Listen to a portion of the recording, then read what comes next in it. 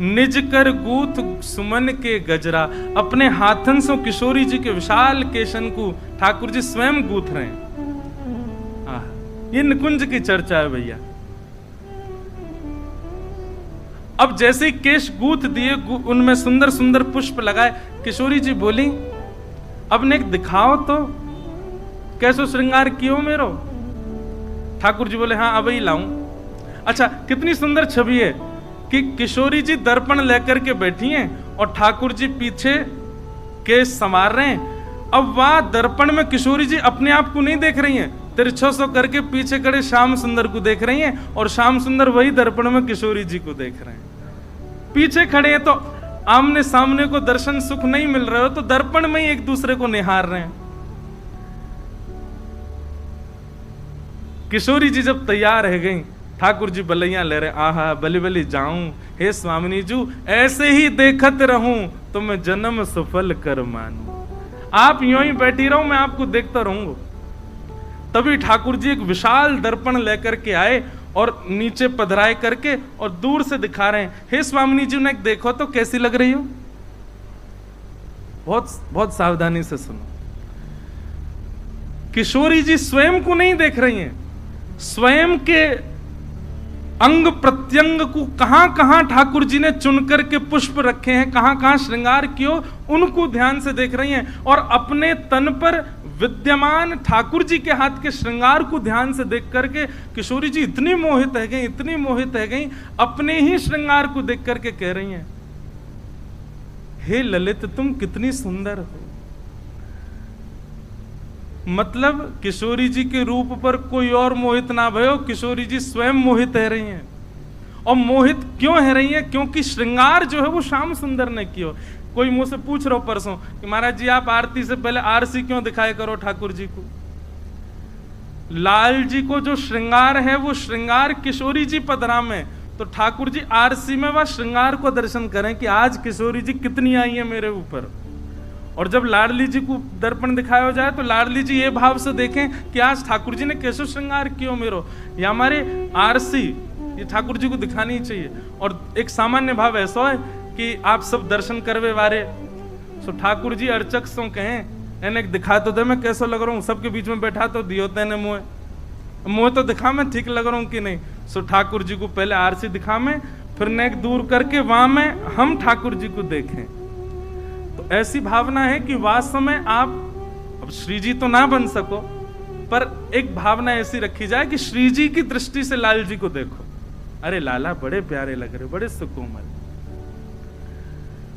किशोरी जी ने जैसे ही दर्पण में स्वयं कोई प्रतिबिंब देखो, मोहित है गई लाडली जू, और मोहित है करके अपने स्वरूप से ही कह रही है, हे ललित तुम कितनी सुंदर हो। और जैसे ये भाव कहो तो प्रतिबिंब को जो स्वरूप जा पर किशोरी जी मोहित है गई, वो ही स्थिर है करके स्थूल है करके प्रकट है गयो श्री ललिता जी को प्रादुर्भाव है।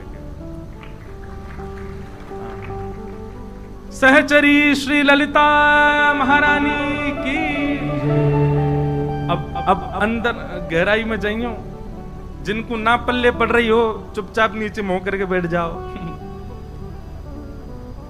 पूरे विश्व को मोहित श्याम सुंदर करें, कामदेव को मोहित श्याम सुंदर करें, ऐसे श्याम सुंदर हमारी लाडली जी पर मोहित रहें, और वो लाडली भी जिन पर मोहित रहें वो है श्री ललिता जी। अरे जब कभी श्याम सुंदर कभी विरह प्रदान कर दें ना, तो किशोरी जी श्री ललिता जी के पास ही जावें और ललिता जी को निहारें। क्यों?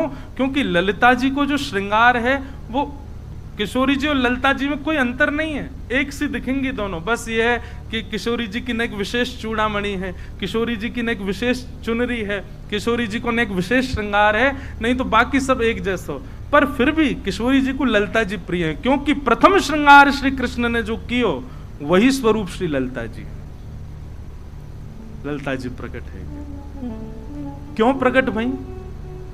श्यामा श्याम के नित्य विहार को सुख देवे के काज श्री ललिता जी प्रकट भई। सबसे प्रथम सहचरी, सबसे प्रथम सखी हैं निकुंज की श्री ललिता जी। और ललिता जी जैसे प्रकट भई, श्री ललिता जी अब लाडली लाल दोनों विचार करने लगे। ठाकुर जी के मन में आयो, अब ये इनके स्वरूप से प्रकट भैया, इन्हीं को पक्ष ले करेगी हमेशा। किशोरी जी सोच रही हैं, बोले लाल जी के श्रृंगार को भाव है तो ये इन्हीं को ही पक्ष, दोनों उनके मन में ये भाव आ गया कि ये पक्षपात करेंगी दोनों में।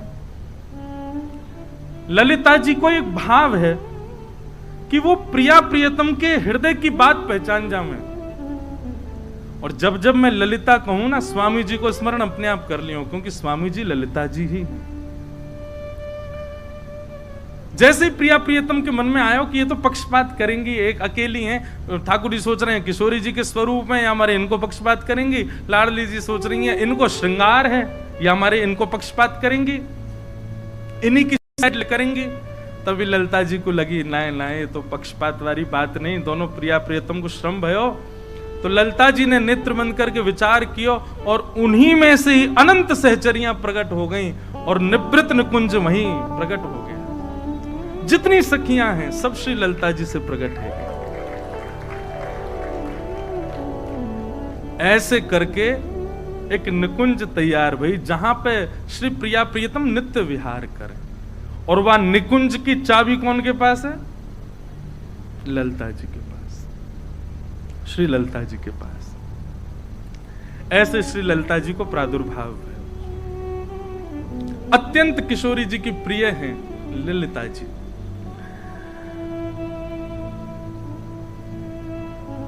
अब आगे, अब ये तो भई कि श्री ललिता जी प्रकट भई, अब स्वामी जी की भावना कैसे प्रकट भई ये अब ध्यान से सुनो। एक दिन की चर्चा है, द्वारिका में श्री द्वारिकाधीश अपने सिंहासन पर बैठे हैं और नारद जी दर्शन करने के लिए आए हैं। हमारे लोकेश भैया रोज कह रहे हैं महाराज जी आप तो ऐसे लग रहे हो वर्षन से भक्तमाल कर रहे हो का। मैंने क्यों? बोले भागवत जी को आश्रय ना ले रहे ने को। अब मैं यहाँ को प्रेम भाव समझूं कि टोंट समझूं, समझ में नहीं आ रही।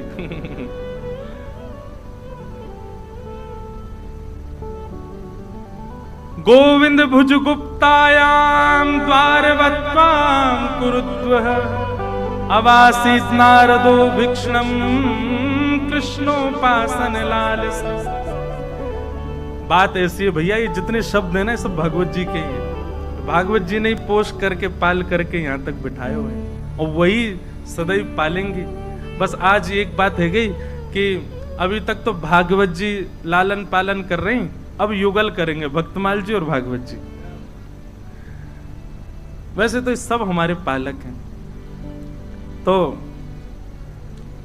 द्वारिकाधीश बैठे हैं और श्री नारद जी महाराज दर्शन करने के लिए नित्य आते हैं।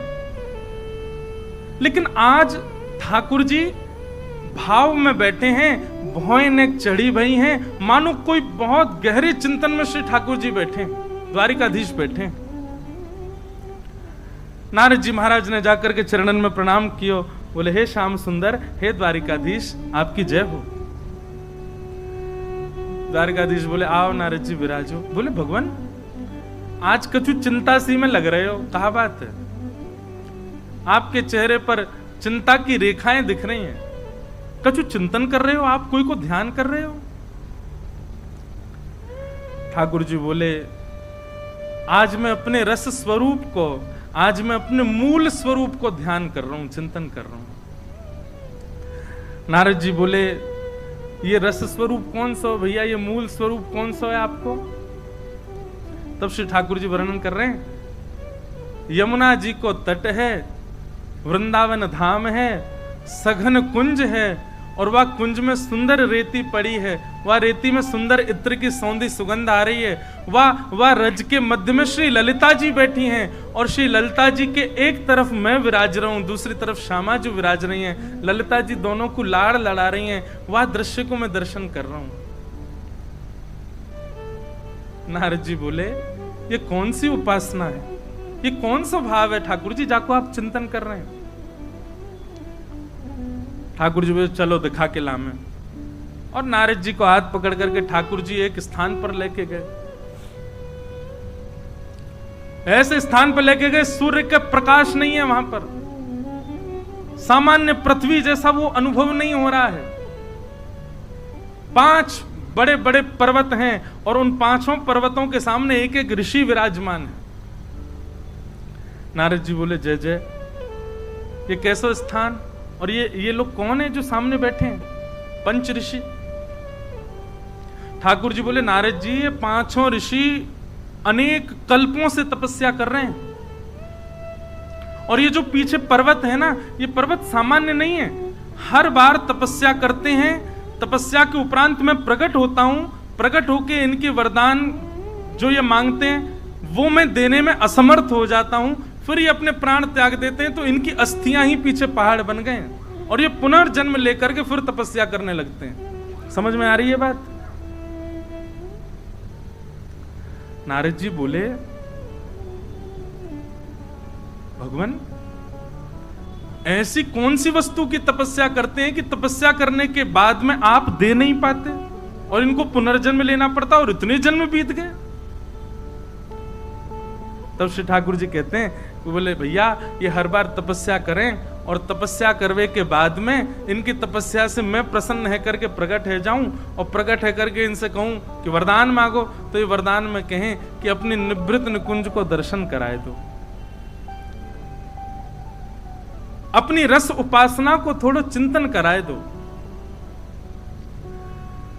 तब मैं इनसे कहूं कि भैया वो तो संभव नहीं है, वो तो असंभव है, कछु और मांगो मैं आया हूं, लेकिन अपनी रस उपासना, अपने निवृत्त निकुंज के दर्शन मैं नहीं करा सकता। तब ये 5 ऋषि कहते हैं तो फिर भगवान एक कृपा कर दो, क्या कि हमारा पुनर्जन्म हो और हम फिर से तपस्या करें और फिर से आप प्रकट हो। बोले ये वहीं प्राण त्याग देते हैं, इनकी अस्थियां पीछे पहाड़ बनते हैं, फिर जन्म लेते हैं और फिर जन्म लेके फिर तपस्या करते हैं, फिर तपस्या करें, फिर प्रकट, फिर कहते हैं रस उपासना दो। तो नारद जी बोले दे दो ना भगवान, इतने दिन आते लग रहे हैं तो फिर काय क्यों ना दे रहे आप इन्हें? ठाकुर जी बोले 2 कारण हैं, बहुत ध्यान से सुनना, 2 कारण जिसके कारण ये रस उपासना में प्रवेश नहीं कर पा रहे, ये निकुंज उपासना में प्रवेश नहीं कर पा रहे। नारद जी बोले क्या? बोले पहला, इनको अपने तप का बड़ा अभिमान है। काय को बैठे पर्वत के सामने? दिखाने के लिए, देखो हमने कितनी तपस्या करी। अपने तप का, अपने भजन का इनको अभिमान है। पहला कारण अभिमान है, इस कारण ये निकुंज में प्रवेश नहीं कर सकते। और दूसरा कारण? बोले दूसरा कारण ये गुरु विहीन है, इनके कोई गुरु नहीं है। गुरु नहीं है तभी तो भजन में अभिमान कर रहे हैं। गुरु होते तो आज्ञा देते, अभिमान विमुक्त करते। नारद जी बोले भगवान मेरे तो पल्ले नहीं पड़ रही आपकी बात, नेक मुंह को विस्तार से बताओ ये 5 हैं कौन? बहुत सावधानी से सुनो। ठाकुर जी कह रहे हैं हमारी कृष्ण लीला में 2 प्रकार की गोपियां हैं। एक तो है सामान्य गोपी और एक वह गोपियां हैं जिनको सखियां कहते हैं, जो अंतरंग लीला में रहती हैं। बहुत ध्यान से सुनिएगा, बार बार कह रहे हैं हम। एक तो वो गोपियां हैं जो विहरण कर रही हैं, गोपी गीत गा रही हैं, ठाकुर जी उनको विलाप करा रहे हैं, जो किशोरी जी से प्रार्थना कर रही हैं, हे सुन राधिका दुलारी तेरे द्वार का भिखारी हूं मैं, श्याम का पुजारी, एक पीड़ा है हमारी, हमें श्याम ना। अब ये पीड़ा वाली गोपियां हैं, इनको ठाकुर जी मिलते हैं और फिर अंतर ध्यान हो जाते हैं। पर सखियां जो हैं वो तो ठाकुर जी के वश में ही रहते हैं। ललिता जी जब कहते हैं श्याम सुंदर तो ठाकुर जी दौड़े चले आम हैं। विशाखा जी तब कहेंगे मदन मोहन तो ठाकुर जी भागे चले आम हैं। क्यों? क्योंकि ललिता विशाखा सहित श्री किशोरी जी रहती हैं। और ये जो विरह आतुर गोपियां हैं, इन गोपियों को निवृत्त निकुंज में प्रवेश नहीं मिल पाया है। इसीलिए गोपी गीत गा रही हैं, इसीलिए किशोरी जी से प्रार्थना कर रही हैं कि हमको भी अवसर दें कि हम उस कुंज में प्रवेश कर सकें। तब ठाकुर जी कहते हैं, नारद जी, उन समस्त गोपियों के 5 भाव हैं। कौन से? रस, रूप, स्पर्श और गंध और शब्द। उनका पहला भाव क्या है कि हम भी कृष्ण को इनके भांति छुएं, हम भी कृष्ण को इनके भांति सुने, हम भी कृष्ण को इनके भांति उनके दर्शन करें, उनके ग्रहण लें। 5 इंद्रियां, उन गोपियों के मेरे प्रति जो 5 भाव हैं, 5 इंद्रियों के, वही 5 भाव ही समस्त गोपियों के ये 5 ऋषि बनकर के तपस्या कर रहे हैं। कितना विरह सहा ब्रज की गोपियों ने, कितना विरह आतुर रही वो गोपियां कि उनके 5 रस, 5 इंद्रियां ही 5 ऋषि बन गए कृष्ण की प्राप्ति के लिए, निकुंज की प्राप्ति के लिए। और हम कहा चाह रहे हैं वृंदावन जाएं, राधे राधे छपवा लें और निकुंज में प्रवेश मिल जाए हमें। महाराज जी, कितनी गहरी बात है। उन असंख्य गोपियों के 5 इंद्रियों के 5 तत्व और 5 तन मात्रा ही 5 ऋषि बनकर के तपस्या असंख्य वर्षों से कर रहे हैं कि हमको निकुंज में प्रवेश मिले।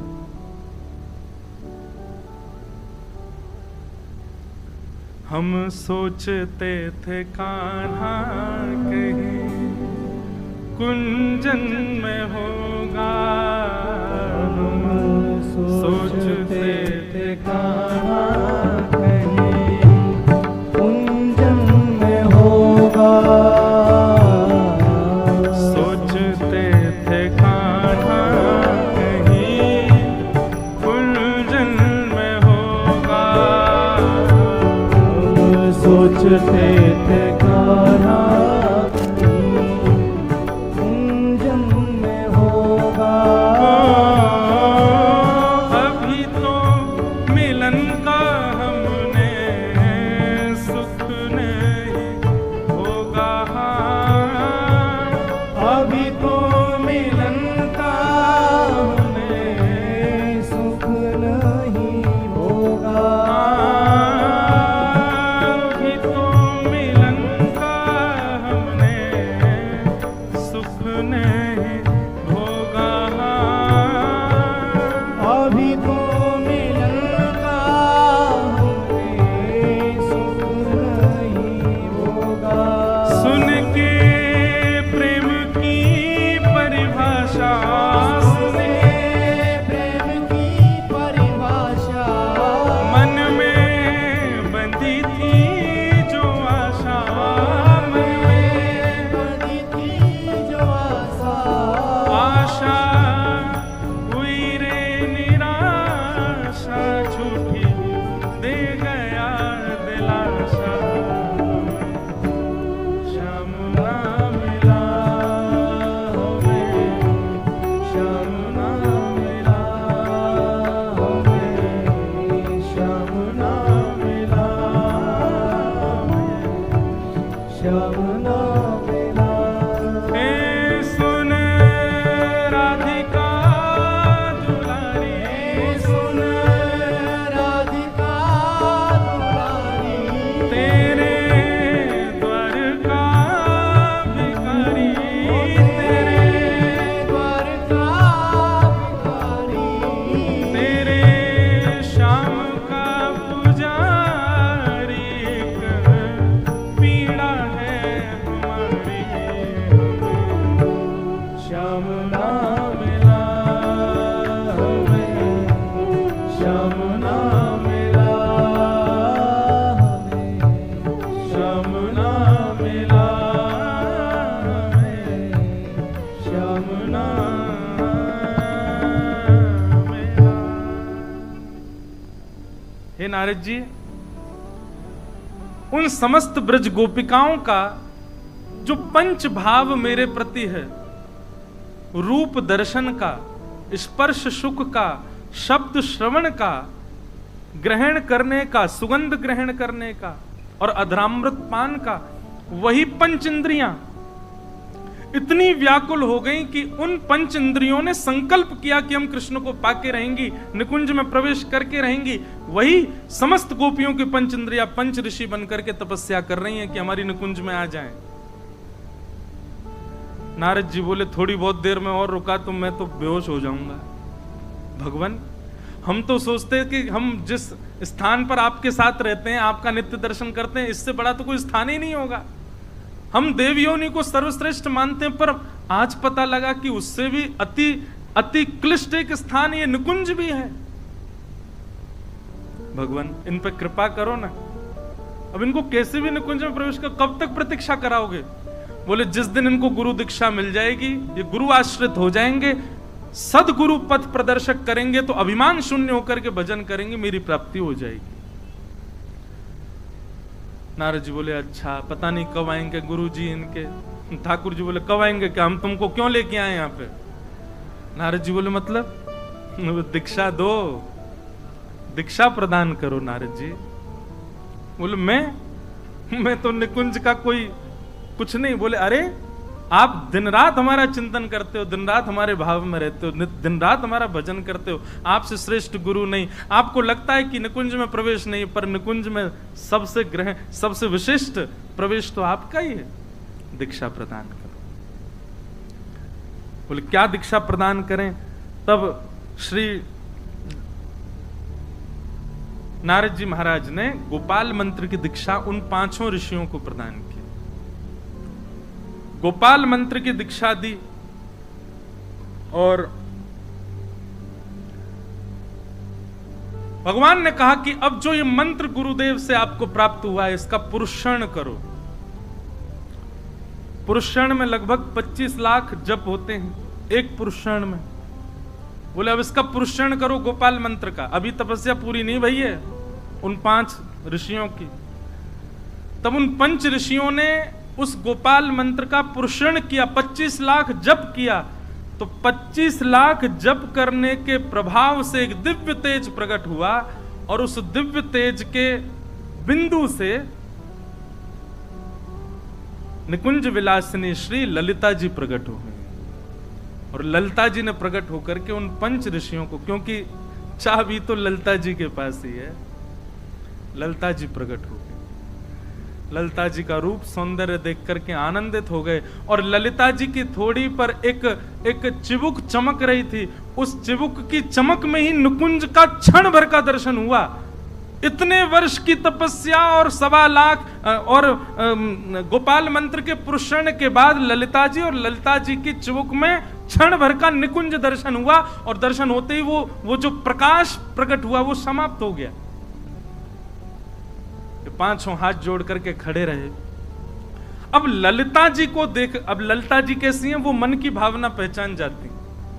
ललिता जी को देख करके 5 के मन में आया, एक के मन में तो आया कि मैं इनको गोद में खिलाऊं, एक को मन में आया कि मैं इनसे मैत्री करूं, एक के मन में आया कि मैं इनके साथ रहूं छाया बन करके, एक के मन में आया मैं इनको निहारता रहूं। इस प्रकार उन 5 ऋषियों के मन में 5 अलग अलग भाव प्रकट हुए।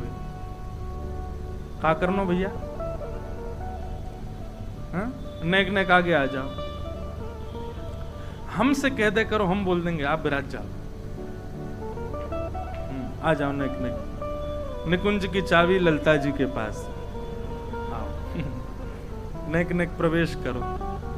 तो क्या बता रहा था मैं, भूल गया फिर से। क्या बता रहे थे? नहीं, ये तो अभी बोले फिर।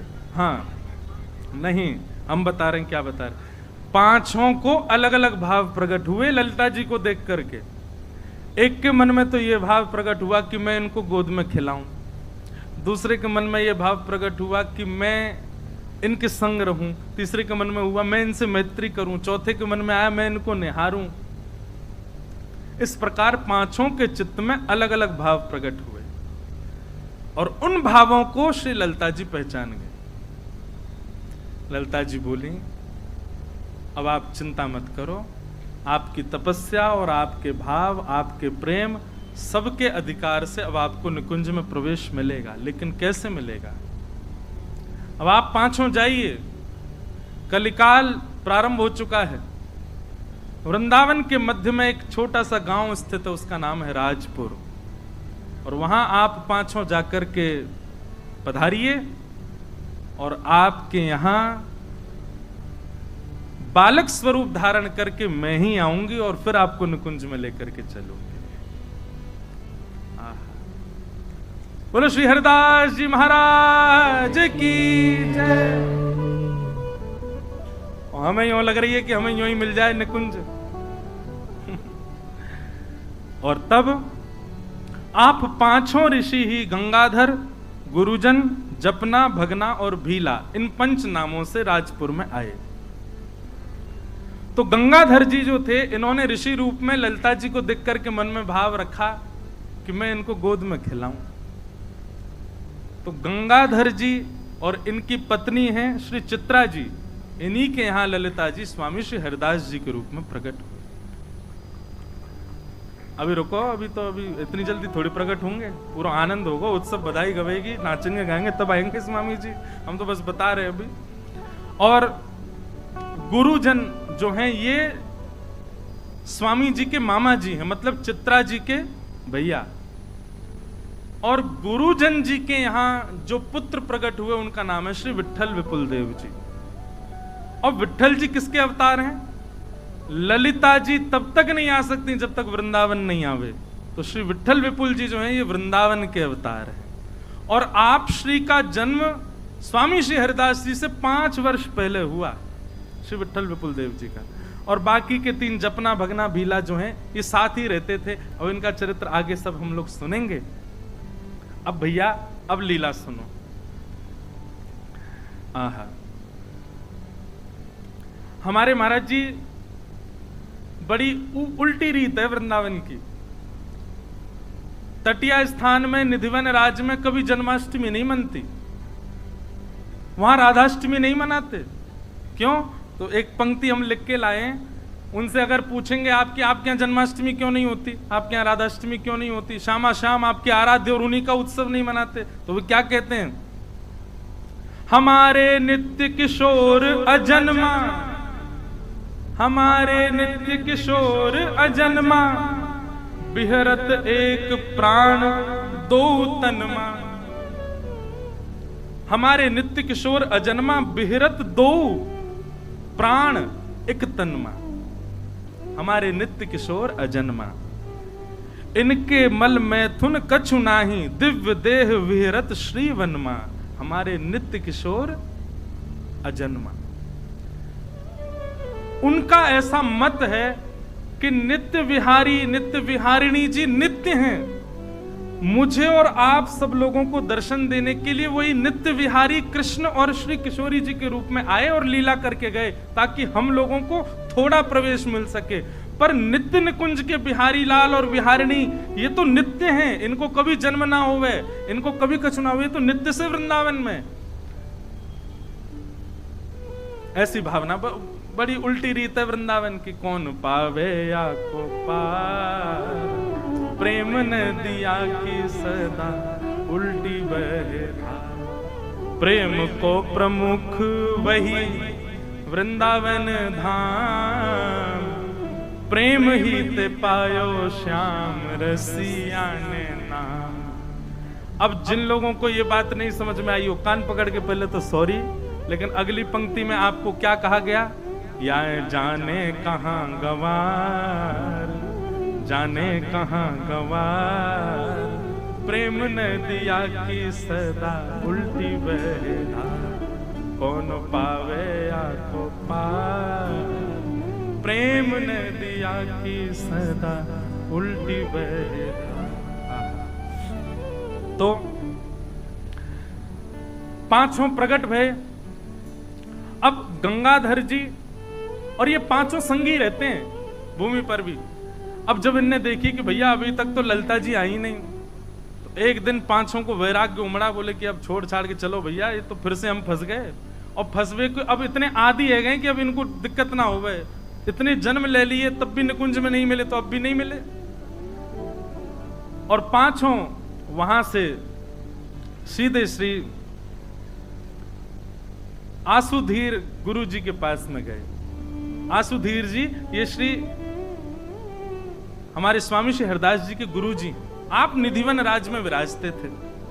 और आसुधीर जी कौन है? ये गोवर्धन के अवतार हैं, श्री गिरिराज जी के अवतार हैं श्री आसुधीर जी। आसुधीर जी के पास गए और आपने जाकर के कही, बोले महाराज अब हम लोगन को आप विरक्त बनाए दो, क्योंकि गृहस्थ में जा उद्देश्य से आए वो है ही ना रहो। आसुधीर जी ने नेत्र बंद किए और नेत्र बंद करके अरे बोले, अरे चिंता मत करो, बिल्कुल चिंतित मत हो, बस कछु दिना की प्रतीक्षा और है, जल्दी जिस उद्देश्य से आप गृहस्थ आश्रम और इस पृथ्वी पर आए हो वो पूर्ण है, व्यवहार हो, वापस लौट जाओ। आसुधीर जी की बात सुनकर के गंगाधर जी लौट करके आए। चित्रा जी बोली, बोले आप तो विरक्त हुए गए, वापस आ गए। बोले अरे देवी, गुरुजी कह रहे हैं कि जाओ उद्देश्य से हम आए वो पूर्ण है, व्यवहार हो, जल्दी श्री ललिता जी पधारने वाली हैं। और शुभ घड़ी आई श्री चित्रा जी की कोख में, श्री चित्रा जी के गर्भ में हमारी श्री ललिता जी का निकुंज में नाम क्या? अब ललिता ललिता थोड़ी बोले, वहां पे आपको नाम है प्रेम सहेली। स्वामी जी महाराज को भी प्रेम सहेली कहकर के सब पुकारे। और एक बात आपको बताऊं, ये कुंज में जितने दिख रहे हैं ना, कोई पुरुष रूप में दिख रहा होगा, पर ये रात में सबरे सहेली बन जाएं। कहां तक कहें, श्री हनुमान जी महाराज भी एक बार राघवेंद्र सरकार से बोले कि हमको आप कनक भवन में भीतर लेके चला करो रात्रि में। राम जी बोले भैया ये नित्य निकुंज है, भीतर केवल सहचरियां जा सकती हैं और किशोरी जामे, पुरुषों का प्रवेश अंदर वर्जित है। हनुमान जी इतने रोए, बोले कि भैया रात होती क्यों है? सूर्य सदा प्रकट रहने चाहिए, क्यों रात होती राम जी चले जाते हैं कुंज में, मैं बाहर बैठा रहता हूं। तो श्री सरजू जी की कृपा से और हमारी किशोरी जी की आज्ञा से श्री हनुमंत लाल जी भी जैसे ही लाल राम जी निकुंज में प्रवेश करते हैं, श्री हनुमान जी भी अली स्वरूप धारण करके, श्री सहचरी रूप धारण करके भीतर जाके वीणा सुनाते हैं राम जी को। तो भैया ये सहचरी कोई भेष नहीं है, ये सहचरी कोई श्रृंगार नहीं है, सहचरी तो श्री राघवेंद्र सरकार की, हमारे वृंदावन बिहारी लाल की कृपा है। वही कृपा से ये भाव प्राप्त हो। हमारे सरस कुंज में जाके देखो, जैसी बधाई गवे हमारे बड़े भैया महाराज जी सब तुरंत सहचरी बन जाएं, तुरंत सहचरी भाव में आ जाएं। अच्छा, यहाँ के पीछे भाव कहा है कि सहचरी जो है ना वो सेवा में कभी कमी नहीं छोड़े। आप पुरुष भाव से रहोगे तो आपको कहीं ना कहीं मान है जाएगा, पर सहचरी तो मान रहता हो गए। या हमारे सहचरी को प्रवेश है कुंज। तो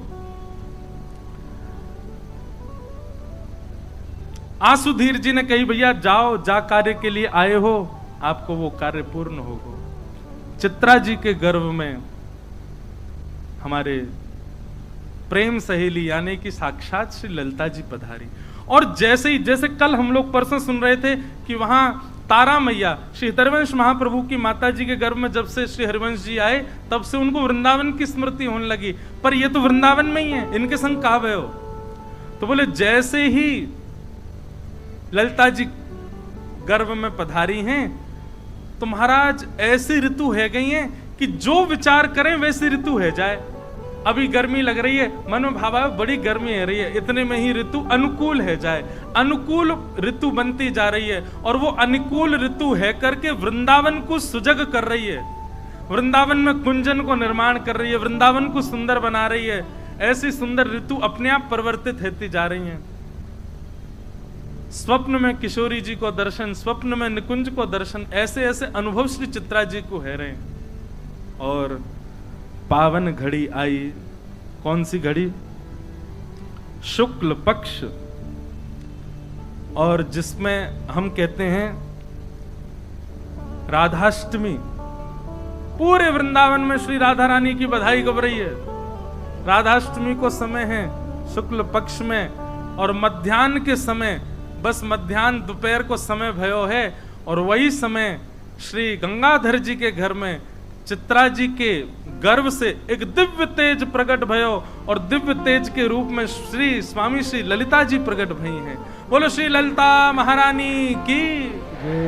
श्री ललिता जी प्रकट भई।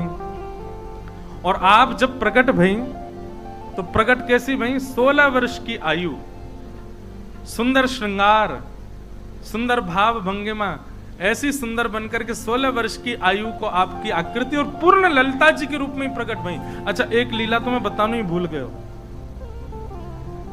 जैसे ही ललिता जी चित्रा जी के गर्भ में आई, महादेव बोले पार्वती जी से चलो। बोले क्यों? बोले गुरु जी को अवतार है वे वालो है। आप कहोगे महाराज जी क्या कह रहे हो? शंकर जी के गुरु जी ललिता जी। हाँ, निकुंज की चाबी कौन के पास है? जब महाराज हो रहा था वृंदावन में और देवादिदेव महादेव दौड़े और उस महाराज में प्रवेश करने लगे, सोई महाराज द्वार रोक दिए। बोले कुंज में भीतर प्रवेश नहीं कर सकते। महादेव बोले क्या करूं मैं? बोले पहले गोपी रूप धारण करो, सहचरी रूप धारण करो। महादेव गए और जाकर के अन्नपूर्णा मैया से बोले हमारा श्रृंगार करो। नथनी पहना दी, कानन में कुंडल पहना दिए, सखी बन गए, सब भाव में पूर्ण श्रृंगार गोपी जैसो कर आए। जैसे ही प्रवेश करने लगे, निकुंज की सखी ने फिर रोक दी। बोले कि श्रृंगार को ना के गोपी। महादेव तो रुदन करने लगे। ठाकुर जी ने भीतर से देखो, ओहो महादेव आए, उनको रोक रहे, दौड़ने लगे। ललिता जी बोली कहां जा रहे हो? बोले अरे महादेव आए इनको भीतर। बोले आप बैठो, हम जा रहे हैं। ललिता जी बाहर गई और बाहर जाकर के महादेव की परीक्षा ले रही हैं। कहां जा रहे हैं महादेव जी? बोले भीतर ले चलो हमें निकुंज में।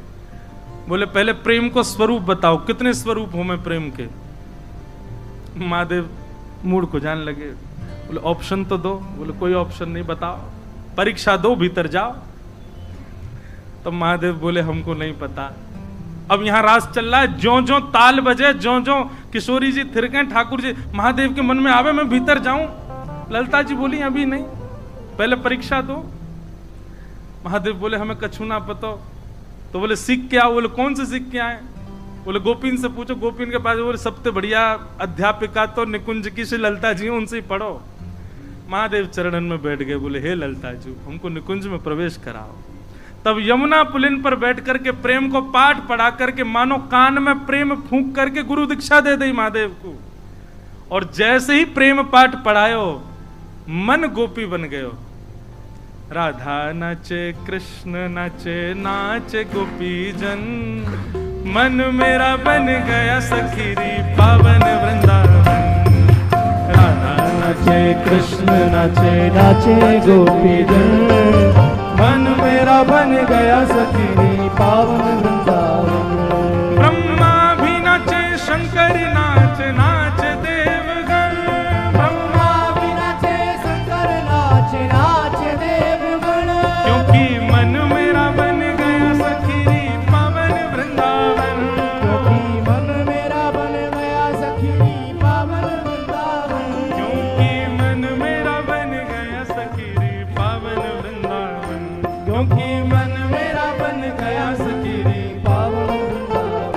ओ राधा नाचे, कृष्ण नाचे, नाचे गोपी जन। ओ राधा नाचे, कृष्ण नाचे, नाचे गोपी जन।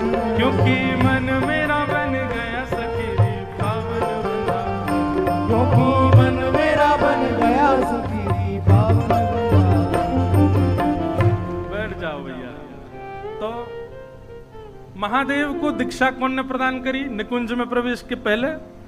ललिता जी ने। और वही ललिता जी अब अवतार ले रही हैं। तो महादेव बोले पार्वती जी,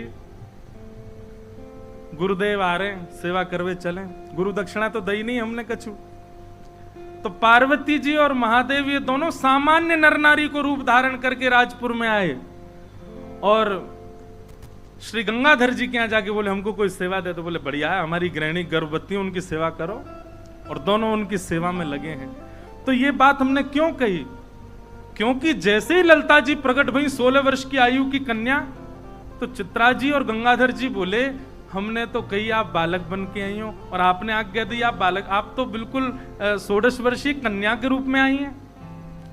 तब ललिता जी बोली ये हम आपके लिए नहीं आई हैं, तो वो पीछे जो दोनों बैठे हैं आपके चरण सेवक, इनके लिए आई हैं। गंगाधर जी बोले ये कौन है?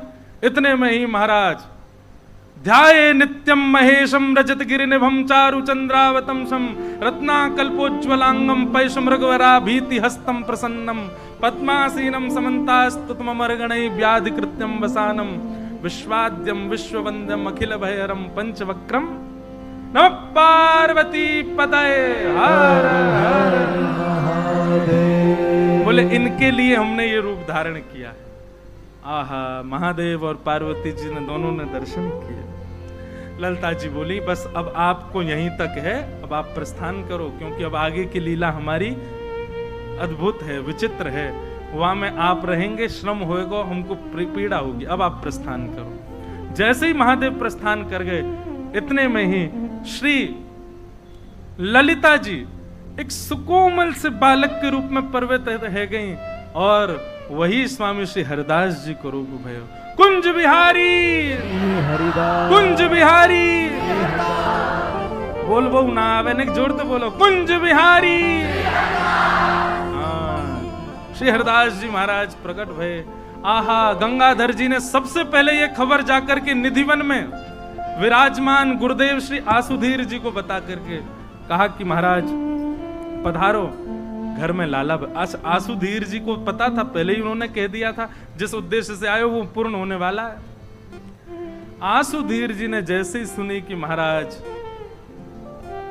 आ गया वो समय जिसकी सबको प्रतीक्षा थी, निधिवन से ही दौड़े महाराज और अपने हाथ में जो जो सामग्री हती निधिवन में सब लेते जा रहे हैं, लोगन को बांटते भये जा रहे हैं। अरे बधाई हो, अरे बधाई हो, प्रकट है गई श्री ललिता जी, प्रकट है गयो हमारो वृंदावन, प्रकट है गयो नित्य निकुंज। अरे वृंदावन के भाग्य खुल गए, पुनः निकुंज प्रकट भयो द्वापर के बाद। आसुधीर जी, उनके साथ में अनेक संत पधारे।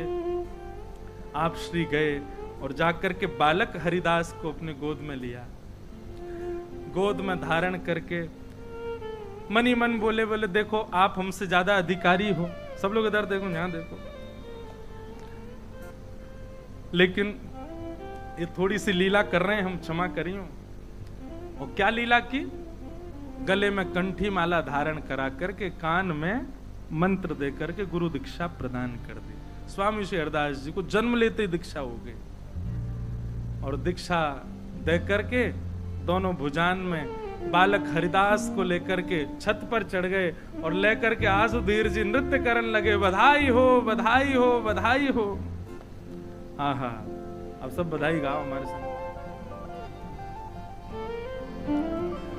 आहा, श्रीनिधिवन में बजत बधाई, हरिदास नवेली आए। निधिवन में बजत बधाई, हरिदास नवेली आए। हो हरिदास नवेली आई, हरिदास नवेली आई।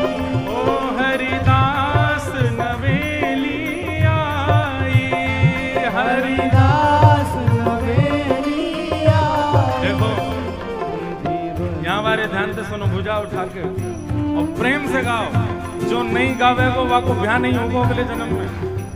ओ निधिवन में, अनिधिवन में, ओ निधिवन में बजत बधाई, हरिदास नवेली आए।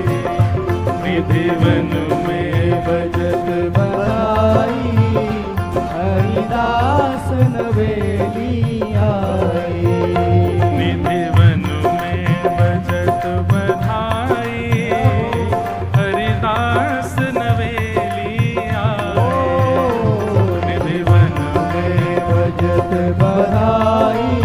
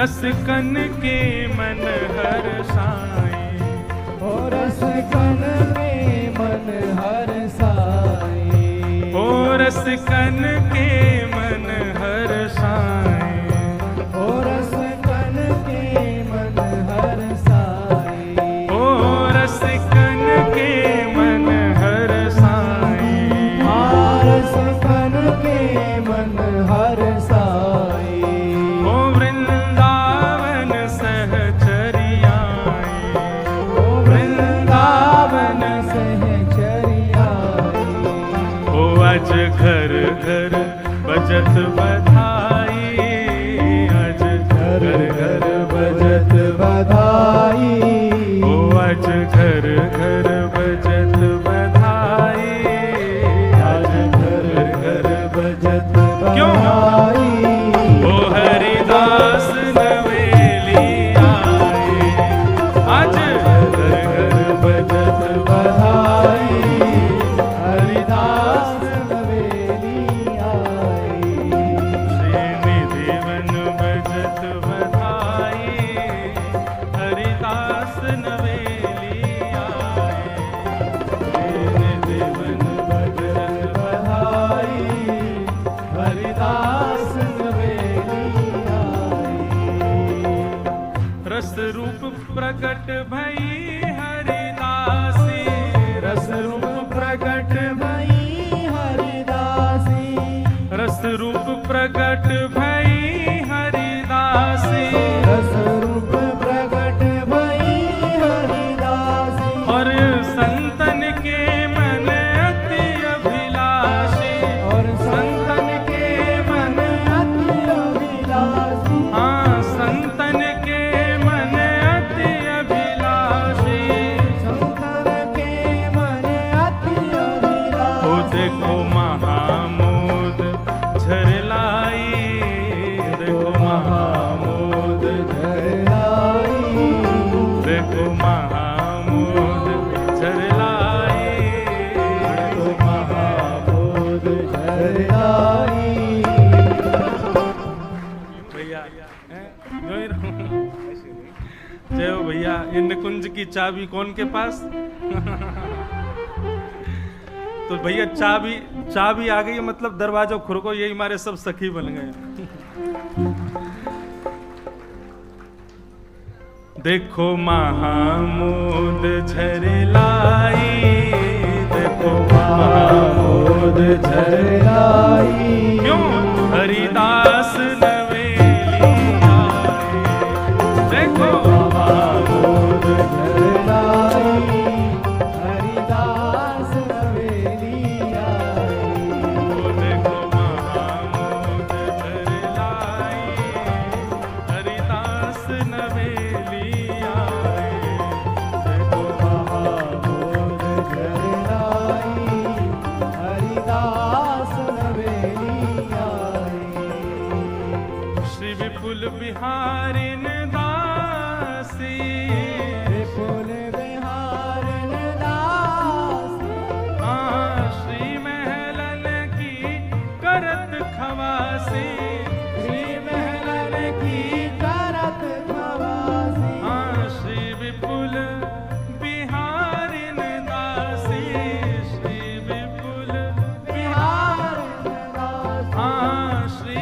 महलन की करत खवासी, श्री महलन की करत खवासी, और सब रसिकन संग ले आई, सब रसिकन संग ले आई, वो सब रसिकन संग ले आई, सब रसिकन संग ले क्यों? आई, ओ हरिदास नवेली आए, सब रसिकन संग ले आई, हरिदास नवेली आए, ओ निधि वन में बजत बधाई, हरिदास नवेली आए, निधि बजत बधाई, हरिदास नवेली आए, श्यामा प्यारी कुंज बिहारी, जय जय श्री हरिदास दुलारी, श्यामा प्यारी कुंज बिहारी, जय जय श्री हरिदास दुलारी,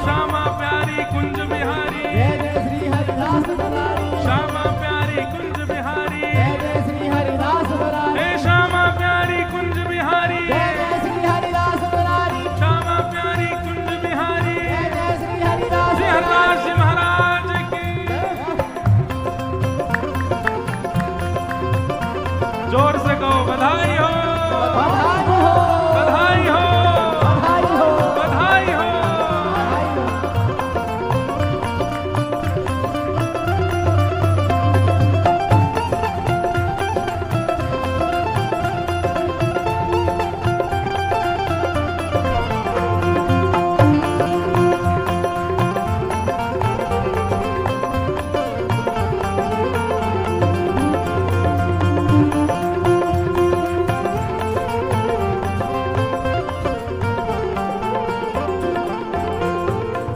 सुख राशि नवेली प्रगटी, सुख राशि नवेली प्रगटे, हाँ सुख राशि नवेली प्रगटी, ओ सुख राशि नवेली प्रगटे, हाँ आनंद घन आनंद प्रगटी, ओ आनंद घन आनंद प्रगटे, हे आनंद घन आनंद प्रगटी। आनंद घन आनंद ओ प्रगटे, प्रिय लाल निधि कंठ लगाई, प्रिय लाल निधि कंठ लगाई, ओ प्रिय लाल निधि न कंठ लगाई, प्रिय लाल ने कंठ लगाई, ओ हरिदास नवेली आए, ओ प्रिय लाल ने कंठ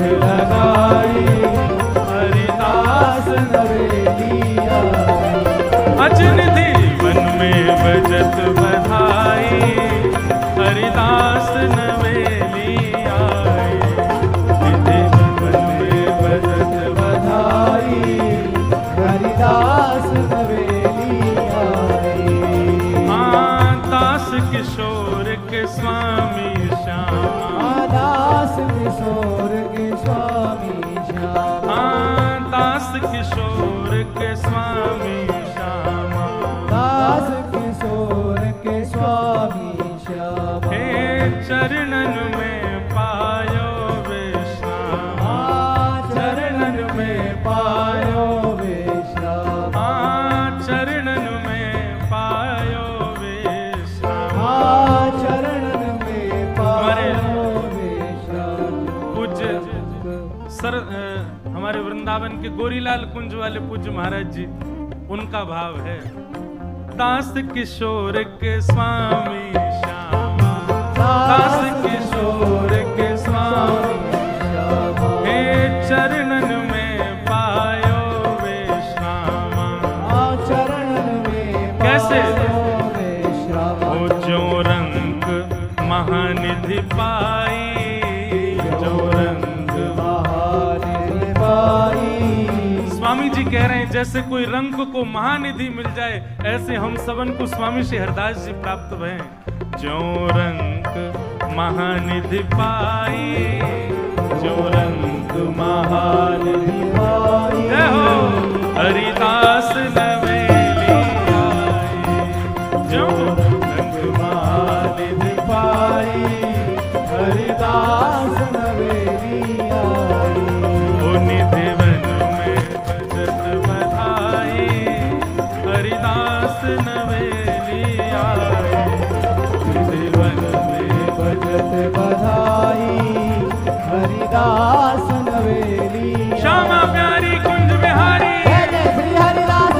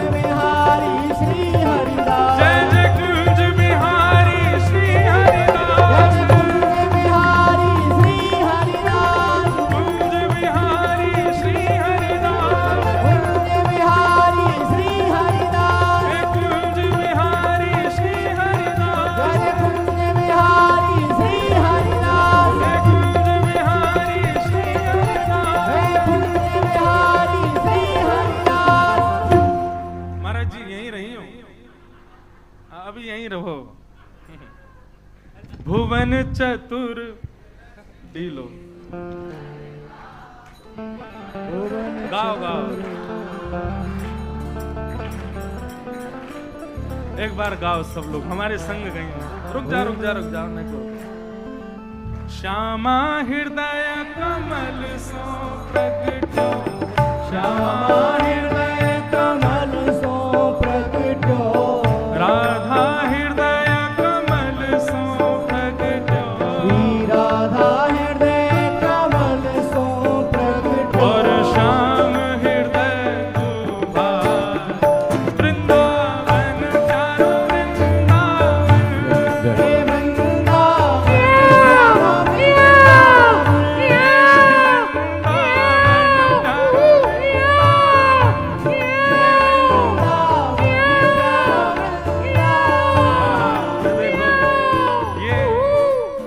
सहचरी ही कर सके। पुरुष तो मान करे, मैं कैसे करूं? अब मैं तो महाराज जो मान कर रहा हूं मोड़ में, मतलब सहचरी कर सके। भुवन चतुर्दश की सुंदरता निधिवन करत विहार।